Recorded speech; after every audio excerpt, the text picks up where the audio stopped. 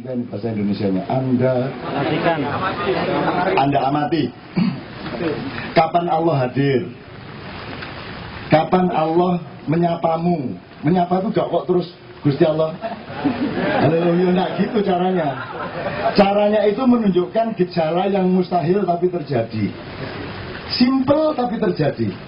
Misalnya Mas Anies, tidak ada rencana ketemu saya di sini, tapi ada dua urusan besar yang kami selesaikan gara-gara tidak sengaja ketemu di sini.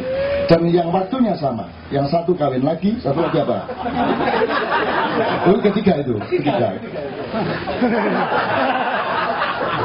Enggak, ini saya selalu menjelek-jelekan dia untuk menutupi kebaikan dia. Karena orang yang baik harus kita bantu untuk kita tutupi kebaikannya agar supaya kebaikannya utuh sampai kepada Allah Subhanahu wa taala. Kan gitu. Ya, itu kejahatan yang sempurna ya. Okay. Terus gini, saya tadi itu ketemu sama Pak Franky Welirang yang sering kesini. Kebetulan ngomong tentang bagaimana bimbing ibu-ibu di kampung-kampung bikin roti supaya ada banyak jenis roti yang dia bikin, tadi support tepungnya dan seterusnya. Saya jadi ingat, wah ya kemarin di Bambang Wetan ada orang yang mengajukan ke saya, kasih tahu bahwa di desanya itu semua ibu-ibu bikin jajan dikirim ke pasar tiap hari. Waduh, desa mana ya? Ketika saya bilang desa mana ya Allah, gimana caranya melacak? Saya bilang ganti, tolong dilacak. Ganti bilang, oh ya kayaknya di Purworejo. Ganti yakin di Purworejo. Sementara Ganti BBM ke Jogja untuk melacak desa mana tadi. Dan saya, Pak Franky, ini ada kemarin desa ini. Itu tidak sampai 1 menit, itu saya dapat SMS dari desa itu. Cak, kami yang kemarin mengajukan dari desa ini. Ibu-ibu di desa ini bikin ini. Kalau bisa dituntun, dibimbing untuk bikin jajan yang lebih bagus. Lepas loh, nggak sampai 1 menit loh mas. Ini apa ini? Kebetulan mbahmu. Kebetulan. Betul adalah benar, kebetulan adalah kebenaran. Nah kalau Anda menemukan yang kecil-kecil begitu, berarti Allah bersamamu. Allah bersamamu. Jangan khawatir. Dan itu bisa lewat angka, bisa lewat warna, bisa lewat peristiwa, bisa lewat apa saja. Amatilah Tuhan dekat dengan kamu. Kalau kamu salah atau punya niat salah, kemudian Anda dihalangi Allah secepatnya untuk tidak melakukan kesalahan, itu berarti Allah sangat dekat sama kamu. Kalau dibiarkan seperti Anies ini dibiarkan aja, itu berarti Allah masih jauh. Berarti Allah masih jauh sama dia. Makanya dia dikurung di kuburan 12 tahun. Oke, gitu ya teman sekalian. Jadi kesimpulannya soal itu tadi adalah semua kita pelajari, Fir'aun kita pelajari, bagaimana nggak pelajari? Tai aja kita pelajari kok. Fir'aun kita pelajari, semua kita pelajari, bukan kita pro atau kontra, tapi semua adalah cahaya ilmu. Apapun saja dalam kehidupan ini adalah cahaya ilmu. Maka untuk Indonesia, kita sudah punya gajah, kita sudah punya domba, kita sudah punya kutu, dan kita ini adalah pakar. Suatu saat jadi gajah, bisa. Suatu saat jadi domba, bisa. Suatu saat jadi kutu, ayo. Bersama kita bisa.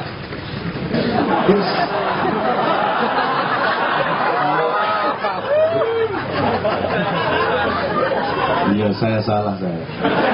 Mestinya saya pakai kata dapat gitu, mampu gitu ya. Nah, bisa itu kan memang bersama kita racun ya. Maksudnya racun kan bisa. Yes. Bersama kita adalah racun. Oke. Oke, teman-teman sekalian, dengan demikian kita tahu kenduri cinta ini bukan akan bikin gerakan sosial untuk menghabiskan Cikeas, untuk menghabiskan istana atau apapun, enggak. Itu kecil sekali. Itu kecil sekali karena yang terjadi di dunia bukan itu kecil banget. Bang Iksan aja nggak mau deh kalau disuruh perang sama dia. Terlalu kecil bagi dia. Meskipun badannya dia kecil, yang satunya besar. Itu lain masalah gitu. Jadi Ustaz Anies, saya manggil beliau ini kan tak tawarkan kepada jamaah di tadi, ya apa enak ini, Habib, apa Syekh, apa Gus, Wan ya. Karena dia hidup di Jawa Tengah, akhirnya kita rasakan yang paling gampang adalah Kang Anies, gitu ya. Kang Anis. Kalau di Betawi Abang Anis, gitu kan? Iya, jadi oke, Anis, tafadhalu, pancarkan cahaya yang telah engkau terima di kuburan selama 12 tahun.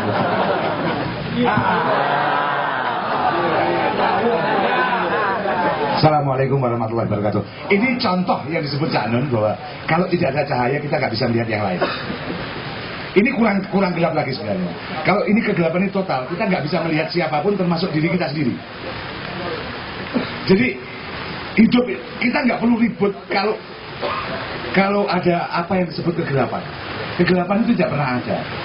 Jadi kalau ada perampokan, ada korupsi besar-besar, itu tidak ada. Mau apa dan gue disangkat aku? Enggak, biar gini aja. Kalau duduk nanti saya seperti anggota DPR yang nggak mau turun-turun nanti. Lah awak murah lugu, aku bawa lugu. Jadi, Pak, sudah bisa ngeliat nggak? Saya sudah kelihatan belum? Enggak, kalau belum. Jadi cahaya itu ada dua hal. Satu, cahaya. Allah nurus samawati wal ardh. Yang kedua, kalau pakai ayat itu, sebenarnya tanpa disentuh cahaya dari luar, itu kita harus bisa bercahaya. Selama kita belum bercahaya, kita kegelapan. Saya sering ketemu kiai-kiai yang melihat, misalnya Jakarta ini, kalau menurut Bang, Jakarta ini penduduknya berapa? 10 juta.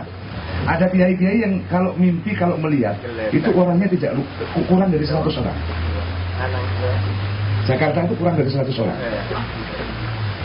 Penduduknya, enggak, penduduknya kurang dari 100 orang. Yang 6 juta berapa itu di mana? Enggak kelihatan. Kenapa enggak kelihatan? Enggak punya cahaya. Yang tampak oleh cahaya hanya yang bisa memancarkan cahaya. Ketika Anda pakai lampu tapi Anda tidak bisa memancarkan lampu itu, Anda enggak kelihatan. Jadi mungkin SBY itu termasuk enggak kita ini. Enggak, serius saya serius. Di dunia ini hanya sangat minoritas orang yang di level itu ya, di level itu yang bisa saya melihat. Yang lainnya nggak kelihatan. Loh, kalau ketemu siang katanya banyak orangnya gini kok sebetulnya sedikit. Kemana yang lain? Nggak punya cahaya. Jadi kalau Anda, saya ngomong sedikit saja. Kalau Anda mau membangkitkan Indonesia, Anda harus membangkitkan cahaya di dalam diri Anda, sehingga Anda memancar keluar. Ketika itu memancar dan banyak, itu akan berpengaruh pada sekitar. Itu pasti. Dan kita sedang kalap dengan nar, bukan nur. Ada dua. Itu satu kata, nun dan roh. Itu saya tanya ahli fisika, gue sabda Nusa di Jawa Terang Nawidan. Doktor fisika, profesor fisika, nggak bisa menjelaskan secara fisika apa bedanya nar dan nur, light and fire. Secara fisika nggak bisa dibedakan. Padahal itu secara substansial berbeda. Iblis itu dari nar, api kalau bahasa Indonesia. Malaikat-malaikat itu dari cahaya. Malaikat itu hanya bisa berhubungan dengan cahaya. Kalau Anda memotong, kalau istilah dipakai, potong tali dari atas, Anda kehilangan cahaya. Kalau kata kalau Al-Quran, kalau orang lupa pada Allah, maka Allah membuat dia lupa pada dirinya sendiri. Dia menjadi gelap, menggelapkan diri sendiri. Nah, kalau ini yang terjadi, maka yang harus dilakukan adalah bagaimana menghidupkan cahaya itu kembali, menyambung ini ke atas lagi. Kalau tidak, maka sehebat apapun kita ngomong soal penguasaan ekonomi, sehebat apapun, kalau yang megang kegelapan pasti akan tetap lingkaran itu kegelapan. Dan terus korban menerus. Nah, saya mau cerita sedikit sebelum saya tutup. Ketika Rasulullah SAW mengatakan, jin itu makanannya tulang belulang. Jin mati deh. Malaikat urip. Kalau ngomong jin mati, ini protes ini Cak Nun ini punya banyak yang nggak beres ini. Soalnya kakek mimpi hatinya mau sih. Nah ya lah, itu lagi. Jadi jin itu makanannya itu. Nah ya. Ini bukan jin lagi, ini ada yang nggak beres sama saya, ini ada yang menggoda ini. Jadi jin itu makanannya tulang-tulang, fosil-fosil. Sekarang saya mau tanya, yang kita pakai sekarang ini untuk menghidupkan dunia itu apa? Energi dari mana? Makanannya jin. Karena itu saya sebut peradaban ini yang kita bangun, peradaban api, bukan peradaban nur. Orang Islam mestinya membangun peradaban yang disebut peradaban cahaya, peradaban nur. Dan kita gagal. Harusnya ilmuwan-ilmuwan muslim mencari rumusan-rumusan, formula-formula bagaimana peradaban nur itu. Dan ternyata karena peradaban kita dibangun oleh jin, oleh sumber-sumber jin, kita jadi peradaban ini sejak abad 19 penuh dengan peperangan. Dia kan seperti penuh dengan pembunuhan, ya dulu banyak tapi nggak sebanyak ini kan.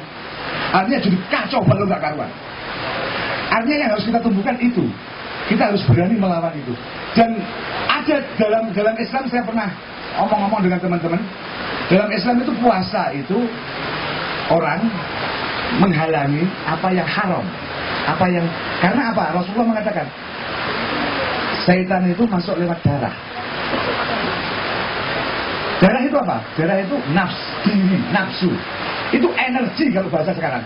Kalau Anda mengatakan darah, itu nafsu, itu energi. Yang membuat Anda bergerak macam-macam itu energi. Kalau bahannya haram, asalnya haram, energi Anda akan membuat Anda serba haram. Tindakan Anda akan haram.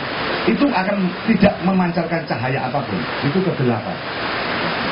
Jadi kalau kita mau berubah, tumbuhkan cahaya itu dalam diri kita masing-masing.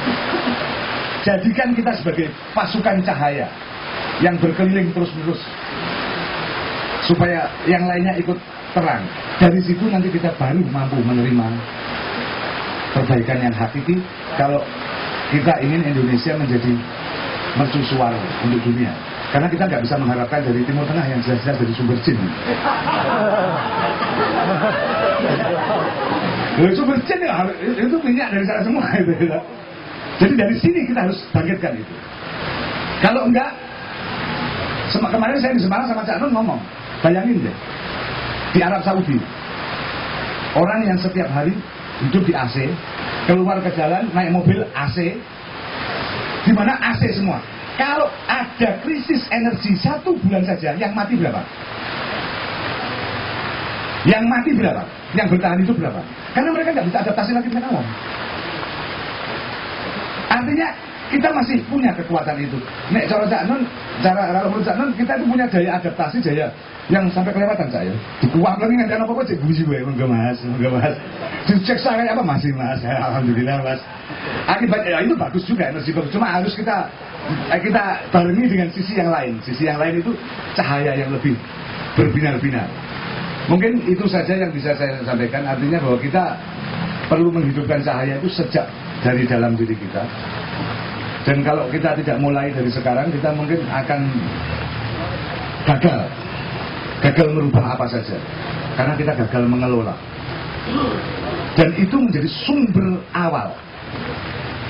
Karena itu watawassaw bil haqqi, hak itu cahaya. Watawassaw bis sabr. Bukan sabar dulu. Anda tidak bisa menunggu kereta api di bandara. Enggak hak itu, keliru.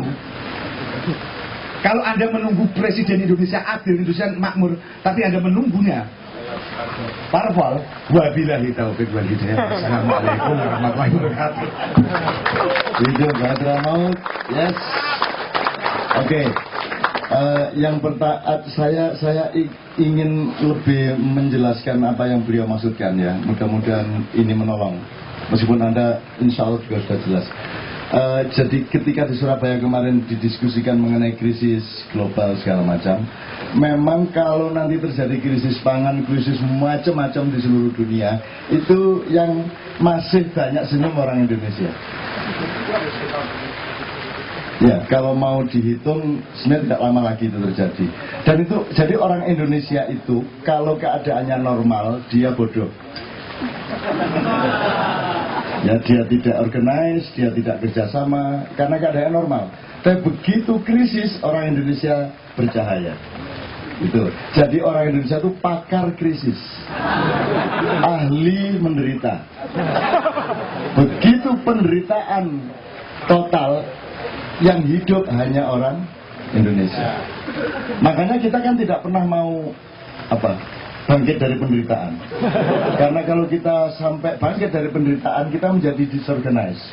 Mending menderita terus, di situ kita bisa menunjukkan keahlian kita bersama-sama. Itu kira-kira seperti itu. Dan itu benar-benar orang kalau di Amerika, coba Amerika ngalamin kayak Bantul. Itu 3-4 tahun belum selesai di Bantul itu. Tidak sampai 2 bulan, 1 minggu setelah gempa, datang orang-orang itu di Makian mengatakan kepada saya, Cak, alhamdulillah rumah saya baru seminggu sudah diterima oleh Allah Subhanahu wa Ta'ala. Maksudnya sudah ambruk. Coba bagaimana itu? Maka saya percaya kepada ada teman dari Serbia yang sekarang menjadi penjaga rumah budaya di Bukit Tinggi. Orangnya ganteng, gede dan sangat kerasan di Bukit Tinggi. Saya katakan, ngapain Anda di sini? Apa yang menarik dari Indonesia? Dia bilang, ini orang Indonesia ini, biar dia tukang tambal ban, biar dia bilang gitu, biar dia tukang ojek, biar dia tukang jualan di pinggir jalan, siapa aja yang saya jumpai tiap hari, itu kalau ngomong, dan saya mengamati bagaimana mereka mengelola hidupnya, dia bilang, itu kalau di negara saya, itu kelas menengah atas. Kata dia, kenapa? Orang di sini nih biar tukang becak, filosofi hidupnya jadi matang. Jadi pemahaman mengenai kehidupan dan cara dia mengatur kehidupannya itu sangat tinggi. Sehingga jangankan tidak kaya, nggak jelas kerjaannya 10 tahun itu stabil-stabil saja, aman-aman saja, malah kawin lagi. Itu yang disebut kita ahli krisis gitu ya. Jadi apa yang disebut Mas Anies itu, kenapa dia imigrasi dari Hadramaut ke sini, karena dia ingin belajar itu. Termasuk di sana orang kawin lagi dengan memaksa, di sini dia pakai strategi. Caranya kawin lagi adalah menciptakan isu ke kampungnya bahwa dia kawin lagi. Terus istrinya dengar, terus marah sama suaminya, saya bilang, buktikan aja, mana saya kawin lagi. Akhirnya setelah diselidiki ternyata tidak kawin lagi. Jadi setelah itu istrinya tidak percaya sedikit pun kepada isu-isu. Nah setelah istrinya tidak percaya kepada isu, kawin dia. Nah itu strategi Arab padi.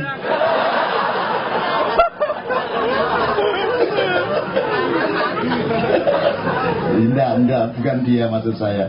Tetangga dia. Iya. Oke, kedua, yang tadi loh, penduduk Jakarta cuma 100. Maka saya kira sebenarnya butuh sabrang. Yang dimaksud cahaya, ternyata bukan ini. Ini bukan cahaya. Menurut sabrang secara fisika cahaya itu tidak ada. Tetapi saya tidak bisa menjelaskan seperti dia.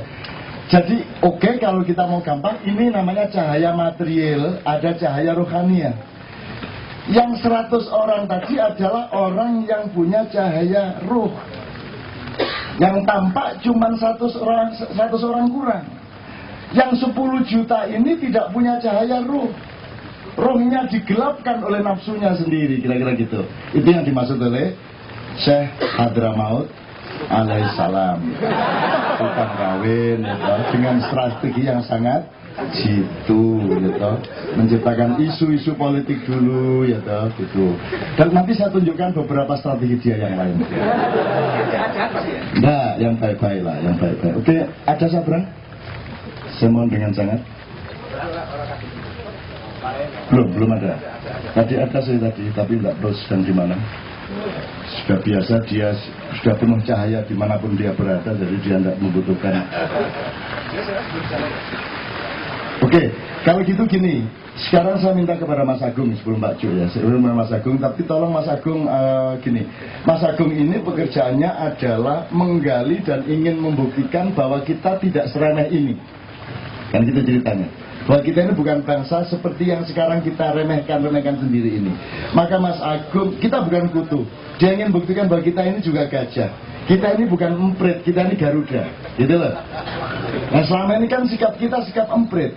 Sikap kita ini kan orang sekaya apapun di Indonesia, perusahaan sebesar apapun di Indonesia, itu bersikap sebagai orang miskin. Apa saja dijual. Saking seperti orang yang enggak yang akan mati nanti sore, kan begitu.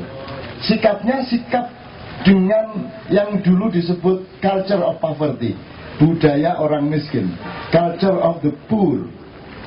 Jadi orang kaya kayak apapun itu berlakunya seolah-olah dia orang yang sangat kelaparan, mencari laba sebanyak-banyaknya. Karena memang ajaran dasar dari Adam Smith, kapitalisme itu memang seperti itu. Nah, teman-teman sekalian, saya tidak mengatakan Mas Agung menemukan apa-apa. Saya cuma ingin memproporsikan. Kalau Anda pernah mendengar lalakon dari Cikeas segala macam, itu adalah nyun sewu, itu klaimnya istana atas penemuan dia yang sudah 1 tahun lebih dia umumkan di YouTube dan lain sebagainya. Jadi apa yang sekarang Anda dengar-dengar mengenai piramida itu, Mas Agung tolong jelaskan. Dan Mas Agung saya jamin dia bukan part of kekuasaan. Dia bersama kita, maka dia harus independen. Kalau dia tidak independen, dia nanti yang akan datang, dia tidak akan bisa berjalan ke sini. Jadi serius. Nggak bisa berjalan ke sini itu maksudnya gak untuk duit, gak numpak taksi kan gitu kan maksudnya. Monggo Mas Agung, yang seru. Bismillah, di sini Mas, di sini Mas. Nggak apa, supaya fokus. Jangan tiru orang Islam Hadra Maut ya, yang tidak punya disiplin ya.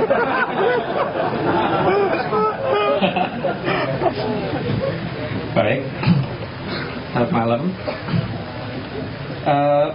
Saya juga tidak mengerti ya. Jadi pada dasarnya sudah 1 tahun yang lalu di tanggal 1 Desember 2010 saya sudah mengupload di YouTube untuk piramida Sada Urip. Itu bisa dilihat di YouTube. Karena judulnya juga piramida Sada Urip tapi PY, jadi bukan PI ya depannya, PYRAMID Sada Urip. Terus kemudian di bulan yang sama juga teman-teman yang bersama dengan kita itu sempat mengupload video tentang sebaran piramid Nusantara yang kita temukan dari Sumatera sampai ke wilayah-wilayah yang lain. Dan kemudian di tanggal 31 Desember 2010 juga kita sudah mengupload yang piramid Lelakon. Kemudian pada bulan Februari tiba-tiba kita mendapat jalan untuk mengadakan pengujian geologi waktu itu bersama dengan LIPI, yang kemudian kita pecah karena kemudian mereka pengen mengklaim, kemudian mereka membentuk tim dengan istana. Dan untungnya semua bukti ini kita rekam dengan menggunakan kamera video, baik mulai dari rapat di Hotel Lumire, kemudian rapat di Sekretariat Kabinet di tempatnya Pak Andi Arief. Memang kita pernah diajak dan kita menolak karena alasan utama adalah mitigasi bencana, nggak sengaja nemu piramid. Dan itu proposalnya kita juga punya, dikirim lewat email oleh Dani Hilman.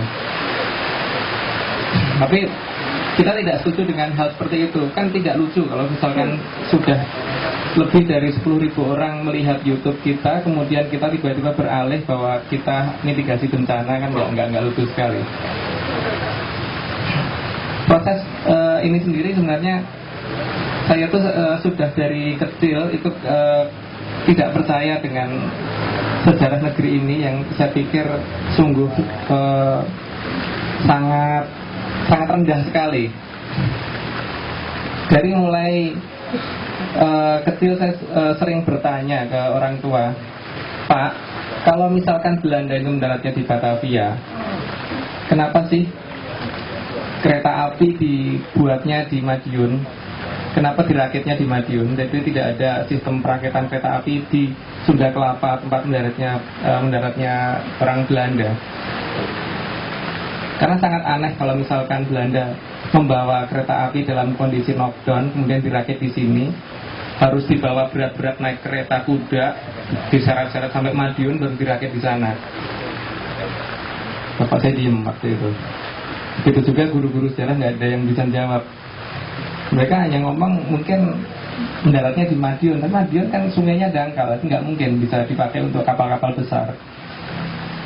Terus kemudian dikatakan waktu itu ekspor kita ke luar negeri pada zaman VOC adalah gula.